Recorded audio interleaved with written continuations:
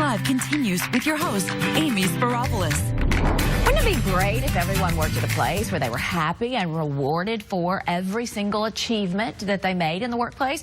Joining us this morning, Amy Swann, the author of a new book called The Human Workplace. He's one of the top experts in the country who helps companies, improve the working environment by changing the way they communicate, think, and collaborate. Welcome this morning, Amy Swann. Good morning, Andy.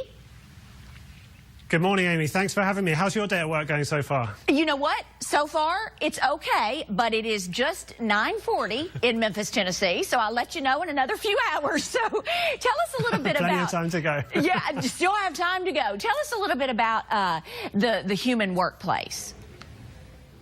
Absolutely. The human workplace is a very simple idea. It's that when people thrive, organisations thrive too. You know, we hear way too much about harassment, bullying in the workplace, people not being treated equally. We hear people say they hate their jobs, yet they still go there every day. We find managers trying to understand how to engage people better, how to get more from their workforces. And everyone wants to create success. Everyone wants the same thing, to do great work and achieve together. And the human workplace is the realisation that actually it's very simple and we can start to make that stuff happen in any company of any size.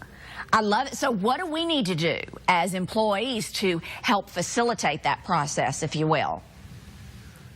Absolutely. The employee end's a really important one because actually quite often people just think, oh, I can't change anything. It's not up to me. The leadership won't change, so I'll just carry on and be disgruntled. But actually, one of the core ideas in the book is this idea of positive activism. It's the idea that actually no matter who you are, however senior, junior you are, if you believe in something, if you believe there's a better way to serve your customer, or you believe there's a better way to do your job, or you believe there's something the company can do to improve, don't wait for permission. Don't try and send it up the chain that may take a year and a half to get approval. Take responsibility. Be a positive activist and go out and make it happen. And you know what? We saw some great examples of huge organisations from Swisscom to Schneider Electric and all these big global companies where people have done just that. And they even put their jobs on the line sometimes because they believe in something so much. And it always pays off because it's in the interest of the organisation.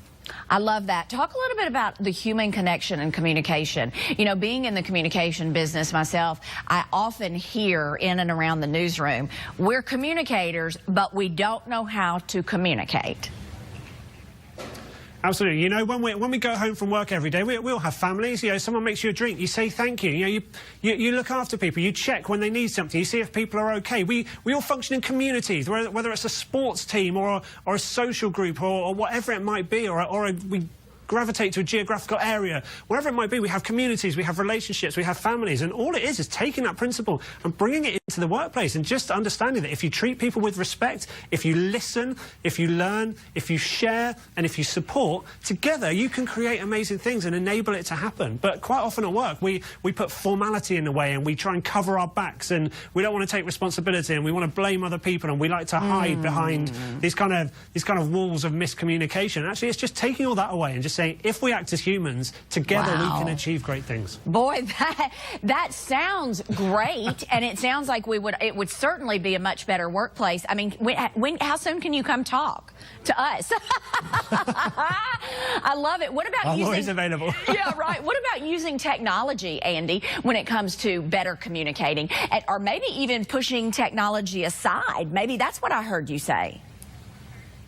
You know what? I don't think push technology aside. I think technology is really important, and technology is always developing. But the problem is we tend to hide behind it, you know? Yeah. We use technology as the answer or as a replacement to humans or as a barrier to stop us having to communicate, when actually technology at its best is an enabler. I mean, you probably have a smartphone within touching distance of you right now. And within that, you've got access to information, you've got data, you've got communication platforms, you've got the opportunity to share, to be social, to collaborate. And all of these things are the elements of creating a great business. We just have to use them to enable that rather than hide behind them and use them as an excuse. Yeah, and maybe even kind of getting back to the basics of looking someone in the eye and talking to them, you know, like they're a real human and things like that. You know, saying yes, yes, sir, and no, sir, thank you, no, thank you. Completely. The thing humans are best at is being human. And actually, the more technology rises and the more it can automate things we don't like doing, the more it enables us to be humans, be creative, be sociable, be empathetic, you know, build those relationships. And it's a real opportunity for all of us.